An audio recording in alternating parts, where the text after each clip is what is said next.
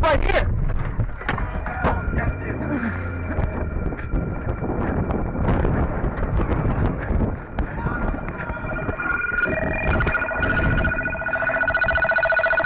All right, Leon. I need to roll on your stomach. Now. Yeah. I'm sorry. Oh, shit. Oh, shit, man, he shot me. He got me. Oh, God, he shot me. Stop fighting! Oh, what the fuck? What the fucker? Oh, he shot me. He shot me. He shot me. You mad, motherfucker, you hear me? He's fucking mad, bro. Fuck up. Oh, God. Oh, he shot me. I didn't do shit. He shot me, man. Oh, my God. You didn't do shit? You didn't do shit, you hear me? I'm losing my breath. Fuck your breath. His hands back. Here we go again. Now, it's your boy DJ Akademiks, and it's a mistake.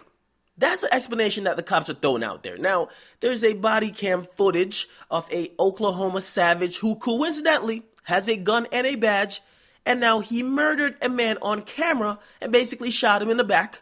Now, while he gasped for his last moments of air, saying to the cop, "I can't breathe," the cop says to him, "Man, fuck your breath."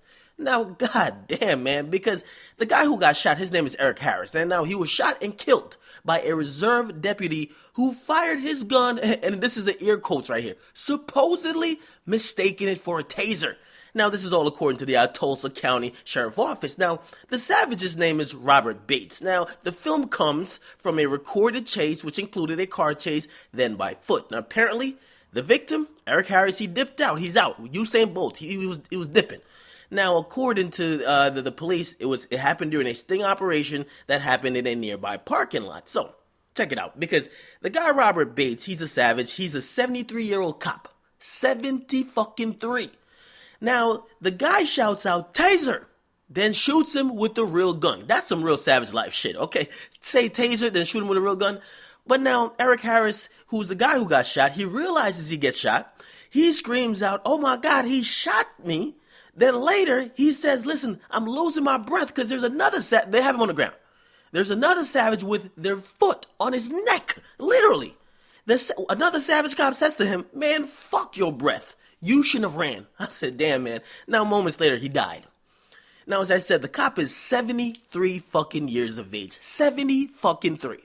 Let's be honest. Come on, he can't catch a cold. That motherfucker can't catch a STD. He ain't trying to chase no Negro down. He just fucking shot him. Now, listen, it seems like that's what some cops are doing. As I said, some, not all. Because it seemed like some of them are not even trying to work up a sweat. They're like, "Oh, nigga, you running? Okay, nigga, I got something that can run faster than you." Pop, pop, that's it. Now, to be clear and transparent, Eric Harris, who is the victim, he was supposedly being investigated in the trade of meth. That's drugs. He met up with a undercover office, this is all according to the police department, to hand over drugs, and he was also accused of offering to throw in a sawed-off like shotgun in the mix as well. Now, they also list his criminal record. I won't get into that because to me, it's not relevant to this case. It's not relevant to this incident. So his criminal background on when he got arrested like in 10 years, who gives a fuck when he got arrested in 1999, okay? Now, listen, as I said, his killer, 73 years of age. Tulsa police call him a advanced deputy. Now, he's a reserve. And apparently, if you're a reserve cop, you have all the rights or all the power that a paid cop has the rights for.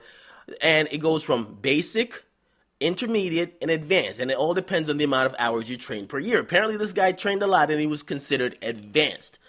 Now, listen, the guy who's 73, and clearly this has no age limit, he's considered advanced. And this is the reason why I'm telling you, man.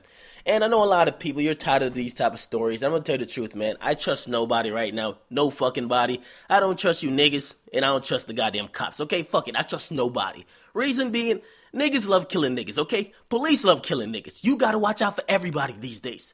And I'm going to tell you why we got to bring this to light, because we're going to have people talking about, like, another one? Why are we talking about this again? And, of course, I get it. Listen, I'm fully aware. The media plays some part in the hysteria that gets created when these stories come to light, right? It makes it seem like cops are just killing niggas in mass numbers. Now, if you look at the actual numbers, it doesn't show that to be exactly the fact. In fact, it shows that about 3 times more whites get shot by cops each year than blacks. Okay, so is it for the same crooked bullshit reasons? I don't know. So we know there's bigger numbers elsewhere However, we don't see videos that white people getting shot. We just don't see it. But now, listen to this, because this is the reason why we got to focus on it. Because as someone black, like myself, you know what I mean, this shit affects you mentally. If you're white, you won't understand. And I know if you're a white person watching or listening, you probably won't understand. Because as a black person, when this is dominant in the media, even if it's not dominant numbers-wise, it has an effect on your mentality on how you perceive the cops and how the cops also perceive you. I'll give you an example. I go to Dunkin' Donuts yesterday. I'm around a nice affluent town, right? I'm not in an area with too many Negroes, too much fucking crime going on. Now I walk into the Dunkin' Donuts, everyone's white or Asian. I'm the only black person in there. There's a cop in line, and instantly my mind and my eyes goes to his hip. I recognize he has a motherfucking gun. I kind of tighten up. And I tighten up just because I know, based on everybody being in that Dunkin' Donuts, me being the only black person, him being the only cop, if shit was to go any way left, I'll probably be the first one to get harmed by him. And that's just the mentality situations like this create. So that's the reason we got to focus on it. Now, if you're a white person, you probably never experienced that. When you see the cops, you're like, thank you. And I'm not saying the cops aren't here to protect us. In certain situations, I'm happy the cops is around. If I'm around too many Negroes, I'm happy to see the cops. Now, if I'm the only Negro, I'm not happy to see the cops because usually they're thinking some shit about me and they're probably using a very negative stereotype and they're only placing it on me, okay? Now, listen, let me tell you this, man, because given the thought, like, I'm not a criminal. I mean, I'm not one of those savages with the shits, but because of the interaction that I've seen with black people and the cops, I don't want to take my chances. I mean, I'm not saying there's not good cops, but the unfortunate thing is that if you get that one bad cop, that one bad day, you might not live to fight another day like Craig from Friday. So I understand, like, when a lot of people, even my listeners who might not be black, you're like, listen, let's stop talking about this race shit, and let's stop talking about these stories that have this race element where a cop might be white and the victim is black. But we can't. We gotta at least keep abreast of all these social issues. Now, here's the thing, because I think that you're gonna hear a lot of cop-outs, and I think I could tell where this is about to go. People are gonna start using this excuse, right? Listen, well, he wouldn't have gotten shot and he wouldn't have died if he didn't resist arrest. He wouldn't have gotten shot, he wouldn't have gotten killed if he didn't run. And listen, in theory, that might be somewhat true. Even though it's not completely true, somewhat true. Eric Garner case, a little bit of a resistant, okay? This case, the guy's obviously running. However, does it validate you losing your life because you ran? Right? Even the Chris Rock joke, which was really, it was taking shit to the extreme, saying you run from the cops, you get your ass beat. Nowadays, you run from the cops, you get killed. Nowadays, if you do anything to sort of resist, you get killed. Now, I'm fully aware, and this I think what a lot of black people you have to be aware of. And it's really that, listen, once the cops tell you you are under arrest, it is over. Don't run, don't resist. Anything you do after that would lead to you either catching more charges or going to the cemetery. That's it.